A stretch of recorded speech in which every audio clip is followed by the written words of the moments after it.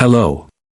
Today General Hospital will reveal beneath the vaulted ceilings and hushed corridors of the stately Quartermain estate, once a symbol of power, lineage, and untouchable wealth in Port Charles, a nightmare had begun to creep into the corners of Sasha's world. The mansion, long seen as a haven of order amidst chaos, had turned on her, transforming into a stage for dread and deception that no one else seemed to perceive. For weeks, Sasha had battled an ever-growing sense of unease surrounding Daisy, her daughter, her miracle, and now, the source of a chilling disquiet that refused to be named aloud. It started with subtle inconsistencies, those rare yet piercing moments when Daisy would look at her not with the innocent trust of a child, but with an eerie stillness, as though peering through her. The cold shiver down Sasha's spine every time she crossed the threshold into the nursery was no longer a passing sensation. It was an omen. And as the days passed, it evolved into something far more sinister. One evening, as storm clouds smothered the stars and rain tapped ceaselessly against the antique windows of the estate, Sasha found herself unable to sleep. The silence of the house wasn't peaceful, it was heavy. Suffocating. With her heart pounding in inexplicable panic, she crept toward Daisy's room. Nothing had happened yet, at least not something anyone else would acknowledge. But her intuition screamed otherwise. When she pushed open the door, her breath caught violently in her chest. The crib had been moved. Not just nudged, but turned at a precise, awkward angle, its legs leaving new scuff marks on the hardwood floor. No one had touched it but her. And even more disturbing was Daisy herself. Dressed in a pajama set Sasha had never seen before, soft lilac silk with tiny pearl buttons, a design so unlike anything in Daisy's wardrobe that Sasha felt her throat tighten. A foreign perfume lingered in the room, sweet, floral, unfamiliar. It clung to the air like a warning. Still paralyzed by confusion, Sasha approached the crib and noticed something that nearly sent her collapsing to the floor. Wooden letter blocks, carefully stacked beside Daisy's sleeping form, spelled out a single phrase in stark, unrelenting clarity, "She's mine." Each letter was aligned with obsessive precision, and yet the arrangement exuded menace, like a message left not just to shock, but to wound. Trembling, Sasha reached under Daisy's pillow and found a small folded card. There was no name, no flourish. Just a childish scrawl that read, "Mommy isn't real." The words twisted in her mind like a blade. It was a direct assault on her identity, her bond with her daughter, her sanity. And it wasn't over. Shaken and breathless, she stumbled back into the hallway, clinging to the doorframe for support. As she steadied herself, her gaze caught something peculiar in the storage room adjacent to the nursery, an old curtain, slightly ajar, revealing the outline of a narrow doorway. Driven by a sense of dreadful curiosity, Sasha pushed it open and descended a set of creaking steps into the bowels of the house, a part of the mansion she'd never dared explore. The air grew colder with every step. The faint scent of mold and something more metallic, like rust or blood, curled in her nostrils. At the bottom of the stairs, the basement opened into a cramped chamber lined with stained concrete. On the far wall were drawings, dozens of them. Taped, scratched, or nailed into the stone. Crude stick figures of a woman with curly hair and hollowed-out eyes, marked with harsh excess over her face. Beneath many of the drawings was the name, Sasha, scratched again and again, sometimes in red crayon, sometimes in what looked too dark and too thick to be ink. The far end of the room was set up like a twisted mockery of a daycare. A miniature rocking horse with its mane torn out. Dolls with gouged eyes and severed limbs arranged in a circle, facing a faded photograph of Daisy as a newborn. But Sasha's face in the photo had been violently scratched out, as if someone had tried to erase her from the memory altogether. Horror surged up her spine. The space was a shrine, a nest, built not just by someone obsessed, but by someone who loathed her very presence in Daisy's life. A nauseating wave of realization swept over her. No one else knew of this room. No one else had keys to the parts of the house she alone had access to. This wasn't the work of a stranger breaking in. It was someone who belonged here. Someone already inside. Someone who had been living within the same walls, breathing the same air, smiling in plain sight. The thought that her tormentor wasn't an intruder, but a ghost wearing a familiar face, nearly unraveled her mind. She turned and ran. Up the stairs, through the hall, bursting into Daisy's room as if to confirm her child was still real, still hers. But when she reached the crib, a fresh terror greeted her. Daisy was asleep, but in her tiny arms lay a porcelain-faced doll Sasha had never seen before. Its glass eyes were clouded over with a white haze, and its mouth had been sewn shut with thick red thread. The doll's head rested directly on Daisy's chest, as though mimicking a mother's embrace. Sasha felt the air leave her lungs in a violent gasp. She reached for the doll, her hands shaking uncontrollably, and noticed a faint whispering sound, like a music box playing from somewhere deep inside its body. But there was no melody, only a low, mechanical whirring followed by a warped voice, repeating a single sentence over and over, "You can't protect her forever." In that moment, Sasha realized this wasn't a prank or a cruel joke. It was a campaign. A siege on her motherhood, on her reality, on her very identity as Daisy's protector. She was being tested, broken down day by day with subtle shifts and whispers in the dark. And the worst part wasn't just the fear, it was the doubt. Doubt in her own senses. Doubt in her own mind. Could she still trust what she saw? What she remembered? Was this the beginning of madness, or a meticulous plan to make her believe she was mad? As the rain battered the stained glass windows and the wind howled like a beast outside the estate, Sasha held her daughter tighter, unaware of the shadow that flickered just outside the nursery door. Watching. Waiting. The line between hallucination and haunting had vanished. And beneath the ornate ceilings of Quatermain's most storied mansion, Sasha's cries would never be heard, not over the sound of something darker, deeper, and far more patient than any nightmare she had ever known. In a state of rising panic that blurred the line between dread and delirium, Sasha tore through the old boxes she had tucked away in the attic, boxes she hadn't touched since bringing Daisy home from the hospital. Dust floated through the air like ghostly remnants of a happier past as her fingers frantically sifted through hospital blankets, discharge forms, and nursery tags. Her heart hammered with the rhythm of growing fear, pounding harder with every layer she removed. Then, under a forgotten quilt folded tightly around a bundle of papers, she found it, a ripped and weathered file folder bearing the unmistakable logo of General Hospital. The top corner had been torn off, as if someone had tried to destroy it but stopped short, leaving the contents in fractured disarray. Her hands trembling, Sasha pulled the loose pages free. They were worn, smudged, and partially shredded, but the fragments told a story she couldn't unsee. These were not records for Daisy. The name printed at the top of the medical forms was Avery, a different child entirely. And yet, the blood type, the date of birth, the measurements at delivery, they all aligned disturbingly well with what she knew of Daisy. Line after line of data merged with her memories like poison sinking into water, staining everything with doubt. There was no mention of Sasha as the mother on these documents, only a vague reference to an unidentified maternal source. The rest was redacted or blurred from water damage and time. She fell backward, the folder slipping from her lap as her breath caught in her throat. Her mind screamed in silent chaos. Was Daisy truly her child? Or had someone switched her baby with another girl before she even held her for the first time?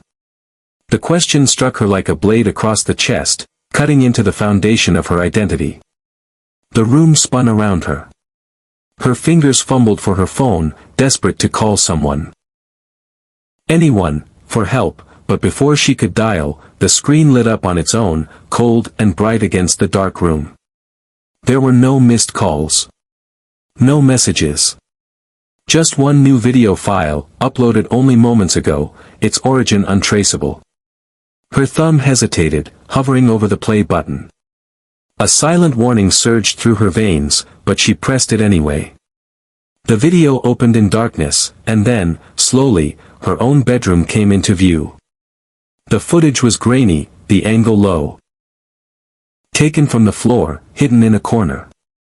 The camera stared directly at her as she lay asleep, vulnerable and unaware. There was no sound, only the ambient hum of white noise. Then, just before the video cut to black, a tiny face entered the frame.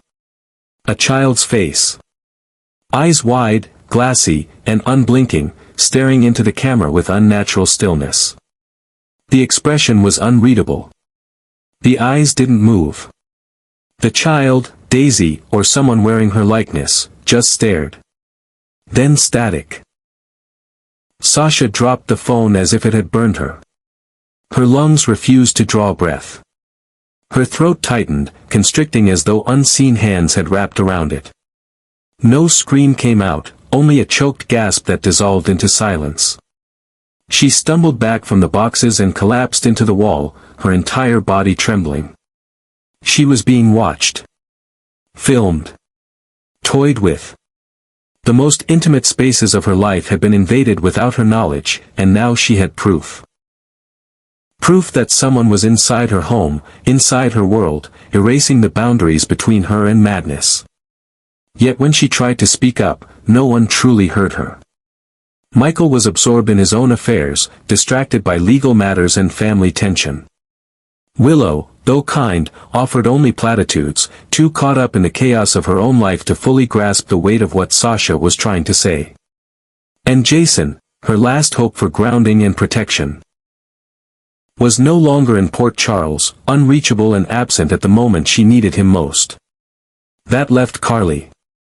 And even she, once Sasha's fiercest advocate, now looked at her with wary eyes, her voice careful, hesitant, unwilling to dive into the abyss that Sasha now lived in daily. Carly spoke of stress. Of trauma. Of postpartum confusion. Sasha knew better. The more Sasha dug, the deeper the pit became. Anonymous notes began appearing in Daisy's crib, each one more disturbing than the last. One was a crude drawing of a nursery, but with the mother figure blacked out and replaced by a dark silhouette marked X. Another was a collage made of newspaper clippings and nursery photos, with her face cut out and replaced by scribbled words, "You are not her." Most chilling of all was a small, leather-bound journal she found tucked beneath a loose floorboard in the hallway. The journal was written entirely in pencil, the handwriting uneven, scrawled like that of a child. Or someone trying to imitate one. The pages were filled with obsessive thoughts, ramblings about a fake mother, about betrayal, about promises to bring her home. One line repeated dozens of times like a mantra, "She belongs with me. She was never yours." As Sasha turned each page, her sense of self unraveled. Were these the ramblings of a disturbed intruder? Or had someone planted them to make her question everything? The more she tried to hold on to the truth. That she had given birth to Daisy, had loved and nurtured her from the moment she arrived, the more the details slipped from her grasp.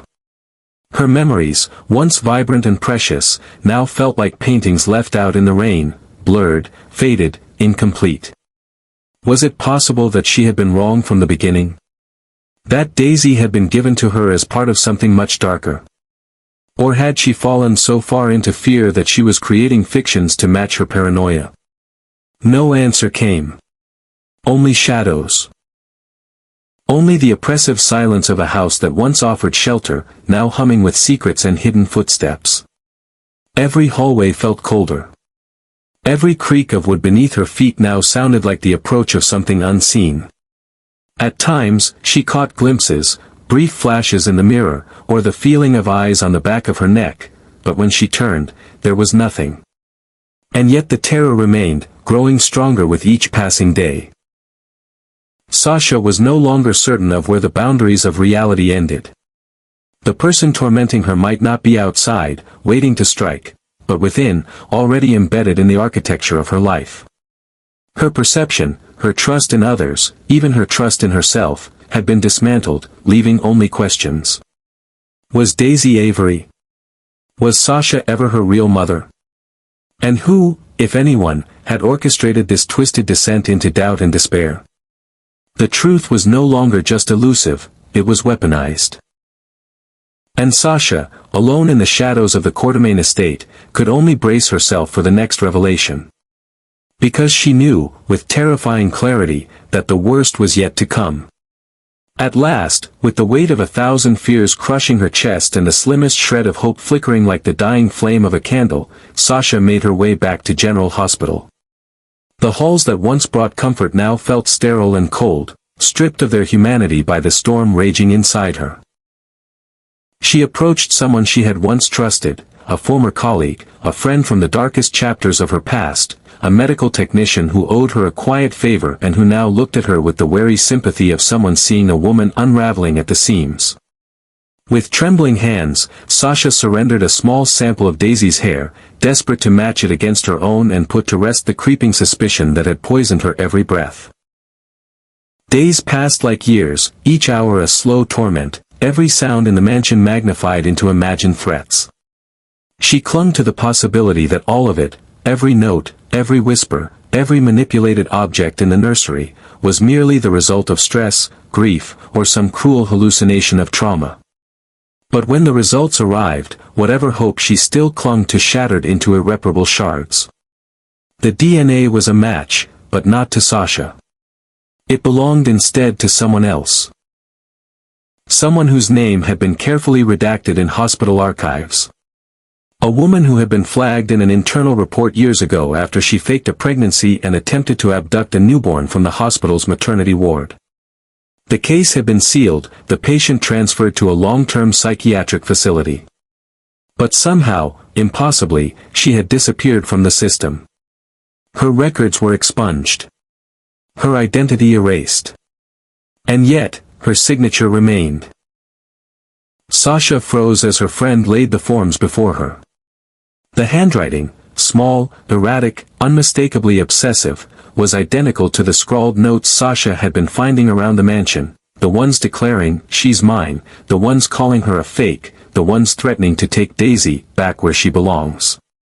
The same loops, the same angles. It wasn't coincidence. It wasn't paranoia. It was proof. A stranger had stolen into her life, quietly and with precision. Not just watching from afar, but weaving herself into the very fabric of Sasha's world. If the implication held true, if this nameless woman had, at some point, infiltrated the hospital and swapped Daisy for her own child, then the nightmare Sasha feared most had already come to pass. The child she held, loved, nurtured and protected might not be hers. Or perhaps, more disturbingly, she was, but had been marked by this deranged woman as something owed, as something stolen. And now, this faceless figure, hidden in shadow, had returned to collect. Panic clawed at Sasha's throat as she imagined the unthinkable, the possibility that the child in her arms was no longer who she believed her to be. Could she have been living for months, years, with someone else's child, without ever knowing? Was Daisy really her daughter, or a living decoy placed in her care by a woman who delighted in watching her slowly unravel? Every memory, every tender moment, every milestone flashed through Sasha's mind, now tainted by uncertainty. She had rocked Daisy to sleep, sung to her during thunderstorms, celebrated her first steps, and whispered promises into her tiny ears. But what if those ears didn't belong to her child? What if the entire bond had been orchestrated by a lunatic lurking in the margins, waiting to reclaim what she believed was rightfully hers? And worst of all, what if she already had? What if Daisy was already gone, replaced by another child, or worse, the victim of some unseen, slow-simmering cruelty? What if the woman who had signed those papers was not only still alive but living somewhere close, perhaps next door, perhaps among Sasha's acquaintances, perhaps inside the very walls of the Quartermain estate? The thought tightened Sasha's chest until she could hardly breathe. The mansion, once her sanctuary, had become a maze of shadows and silent threats. Every door she opened, every light that flickered, every faint sound in the night became a warning. The sense of being watched no longer felt irrational, it felt orchestrated. Designed. Curated. For her. And in that knowledge bloomed the most horrifying realization of all: this was not a random act of madness. It was methodical. A game. A hunt. Sasha was the prey, and her unraveling had been the point all along. Her terror was the currency. Her grief, the reward. Someone had designed this to perfection, not only to steal her child, but to make her question her very existence, her identity as a mother, and the nature of reality itself. She was living in a simulation of motherhood crafted by a hand that hated her, a dark mirror turned inward, where every moment of joy had been manipulated, and every moment of fear had been planted like seeds waiting to sprout madness. She ran through the house that night like a woman possessed, checking locks, peering into mirrors, pulling back curtains and opening every drawer. But there were no answers. No intruder. No confrontation. Just the same quiet, the same hollow air, the same creaking floorboards. And Daisy, or the child she called Daisy, slept peacefully, as if untouched by the storm that raged within Sasha's soul. In the suffocating blackness of that long night, Sasha sat alone in the nursery, clutching her daughter, or someone else's, with a desperation that defied reason. Her tears soaked into the carpet beneath her knees as she rocked back and forth, whispering fragmented lullabies through cracked lips, begging for clarity, begging for peace. But none came. Because the truth was deeper than blood, deeper than documents, deeper than the limits of comprehension. It was buried in the silence between footsteps. It was etched into the cracks in the walls. It was sealed in the breathless hush that surrounded the Quartermain estate, a hush that had witnessed generations of secrets, but never one so cruel, so deliberate, so inescapably intimate. No one heard her sobs. Not Michael, distracted by his war with Willow. Not Carly, who had grown distant and wary. Not Jason, whose absence now felt like a betrayal. No one came for Sasha. No one heard the scream she didn't have the strength to make. Because some tragedies are invisible. Some horrors are whispered, not shouted. And some mothers die not from grief, but from the slow, brutal erosion of truth.